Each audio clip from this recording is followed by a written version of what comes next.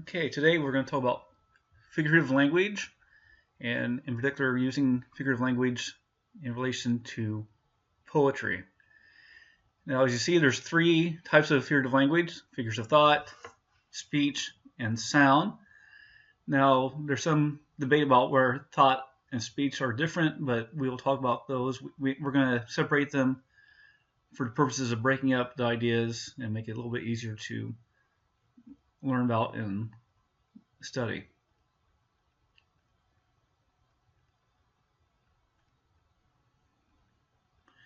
So the first one we'll look at is figures of thought. As you see, this poetic devices used to compare or illustrate ideas. And so we'll take a look at those and how they're used in relation to poetry.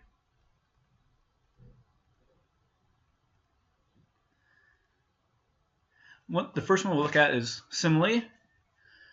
Simile is a comparison that uses like or as, and that's the key to those for this comparison.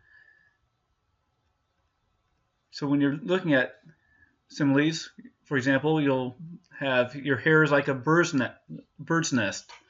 So the is like, the like there is making it a comparison, comparing someone's hair to a bird's nest. And so that'd be a distinction. So when using similes, often we use them in as cliches in popular conversation. People will use it as a comparison to something else. Now, a close cousin to simile is metaphor. Now, metaphors also use comparison, but the big difference is that metaphor will say something is something. So use metaphor when you want a stronger comparison. For example, your hair is a bird's nest. Take out the like, and now it becomes a metaphor. So you're saying your hair is that thing.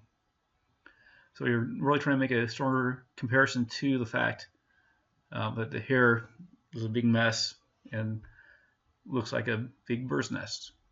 And so context, both the simile and metaphor, is important in order to obtain the meaning, of course, especially in a longer poem or work of literature.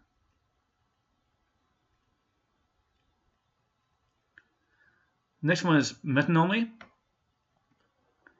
This is kind of a weird one we don't use too often, but it refers to an idea or an object by mentioning a related idea. Basically, what we're talking about here is symbolism. Symbolism is a big part of this idea. For example, you have something that represents a greater idea that's kind of related to it, but not particularly directly part of it. So examples of this, of course, would be you were talking about in government. In England, you have the monarchy, and so if they make an official statement, you say the Crown has made this a statement about, or the Crown has made this edict, and that the Crown is a symbol of the monarchy, symbol of that government, but not the government itself. And we use this, of course, in our own government. When we talk about the Oval Office, we're talking about the power of the president. So if you see a news report says, the Oval Office has said something about an issue, we understand that that's being said in relation to the president and what the president believes about something. Another term we use is the White House. The White House has, issues an official statement. So both of these ideas represent the idea of something that symbolizes a government agency or a type of government and representing that idea. Much like, you see, so we say in both these cases, in order to be the Crown, talking about the monarchy, or the Oval Office, talking about the president. Now, the next idea is called synecdoche, though it looks like you should say synecdoche, but in actuality, the pronunciation is synecdoche. And this one is similar to menomy, except the difference is you have a part representing the whole, whereas menomy is something that symbolizes a great idea. In this case, it's a part representing the whole. So an example would be, my heart is broken, which means, I'm sad. So, a part of you, your heart, represents how you feel as a whole, that your whole person is sad and in a bad mood because someone you liked broke up with you. And then another example is kind of more of an old-time example. If they refer to someone as being stiff-necked, it means they're stubborn. And the idea of being stiff-necked, meaning they can't be led around by someone else. They're going to do their own thing. And so when you see that, it's representing the idea that they're stubborn, that they're going to keep doing what they want to do, regardless of what other people think. So you see there's very similarities, but distinct differences between menomy and synecdoche. Now, the next one we have coming up is called personification. Now, this one we're probably more familiar with, and we use this quite often. But it's giving human attributes to inanimate objects. Animals are abstractions, and so a lot of times a poet or a writer will use this in order to make a connection, have the reader make a connection with something in the story, either a character or a point of view that they're trying to get across. And by using personification, it helps humanize the idea, and we can relate to it better. One example here, the stoic rock witnessed man's inhumanity to man. Now, being stoic is the idea of, someone who doesn't display emotion, who stands off to the side and observes what's going on, but doesn't comment or doesn't react to it. And so in this case, we have the rock, which of course is silent, but is sitting there watching man and watching how we treat one another, but not reacting to it. And then another one would be the angry storm attacked the ship with ferocity. Now, when we talk about storms don't have feelings, they don't have emotions, but yet by describing a storm as being angry, the author gets the point across that it's a very vicious storm and a very dangerous storm, and almost as if nature is taking out its wrath on humanity. And so it really paints that picture by using personification.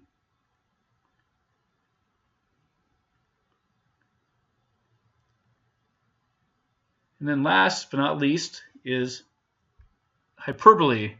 It's not pronounced hyperbole. Some people pronounce it that way, but it's hyperbole. And hyperbole is exaggeration used in order to make a point. So you want to say something, you want to blow it way out of proportion. Of course, not literally. It's a very non-literal use of language in order to make a point. A lot of times it's humorous. Not always, but a lot of times we say hyperboles kind of have a funny edge to them. Example, I'm so hungry I could eat 1 million hamburgers. So you come home from school, come home after work, and you're talking to your parents or talking to a friend and saying, I'm starving. I could just eat tons of hamburgers. And of course, you wouldn't actually eat 1 million hamburgers, but it gets the point across that you're that hungry. Another example, he jumped out of his shoes with excitement. Now, he's not literally going to do that, but once again, using this idea, you're showing them how excited that person is. That person is really excited about the news they just received. So those are some examples of figures of thought. Now, here we go, the figures of speech. We have poetic devices used with non-standard method. So some of these are unfamiliar with this. We have apostrophe. Now, we often think of apostrophe as the punctuation mark that we use for showing possession, or for using it as a contraction like it is, making it its, or where is, making it where's. So that's an important concept to know. In this case, an apostrophe isn't a punctuation, but it's a device used by poets in order to make a point where they're going to to address something that is an abstract idea or an absent person, a person who's gone, and in many cases dead, or some kind of idea or object that's often in distance. And so the speaker in this case is directing. They're speaking to something in order to, in many ways, personify it.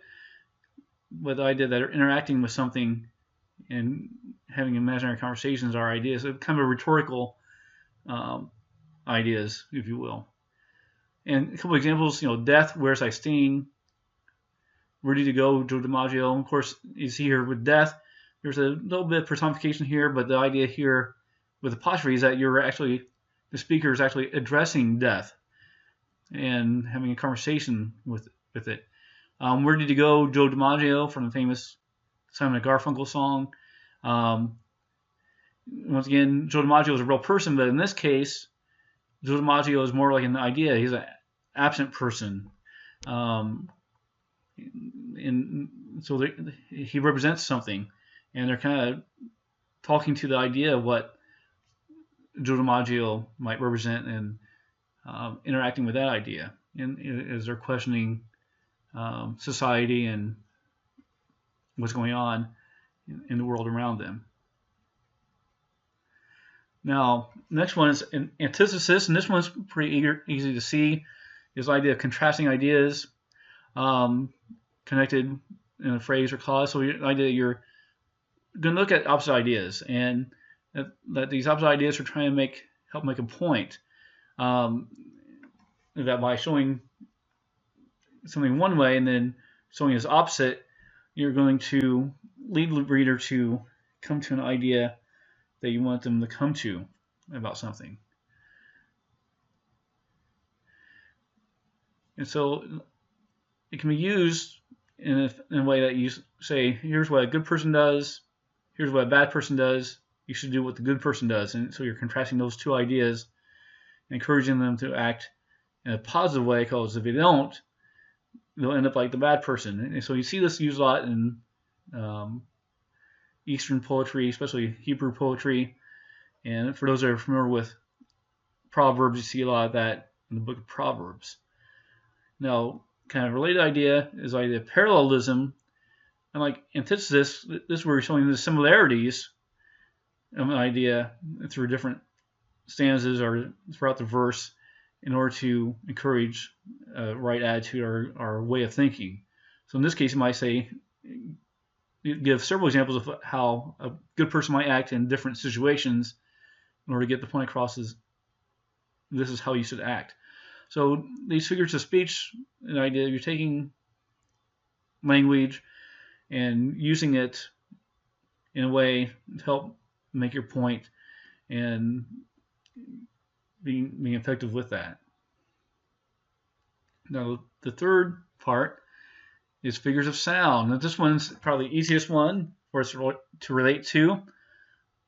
They're poetic devices that enhance meaning by deliberate use of words based on sound. And probably one we're already familiar with is rhyme. Of course, we've already seen that with learning about rhyme scheme earlier in this unit. And so, basic definition of rhyme, similar end sounds in two words. Of course, it could be more than two words, but at least two words. And you see and hear the end sounds. Sometimes, especially older poetry, you'll see poets using old or alternate pronunciations to help create a rhyme where a word might have been pronounced one way, but now it's pronounced a different way. Like sometimes like sieve or sev, for example, you can change it around. You use that archaic pronunciation in order to create rhyme, but you see that happening sometimes. And so a key part, as you kind of already know, so looking at rhyme scheme, it's based on the sound, the pronunciation, not on the spelling. So regardless of how the word is spelled, more importantly is how is it pronounced. So for example, if you cry, I would die. Die and cry. Of course, are spelled differently, but yet they sound the same. And another example of that, would you cry at my hair dye? Once again, cry and die, spelled differently, slightly, same pronunciation, and so therefore they rhyme. Now, the next one, onomatopoeia. This is an easy one, words that sound like the item they represent. And we use this quite often, a lot of times in conversation, without even realizing it. So the words that represent the sound that they're making. So there really isn't any definition there. For example, boom, crack, murmur, murmur, murmur, all kind of sound like the thing that they're trying to talk about.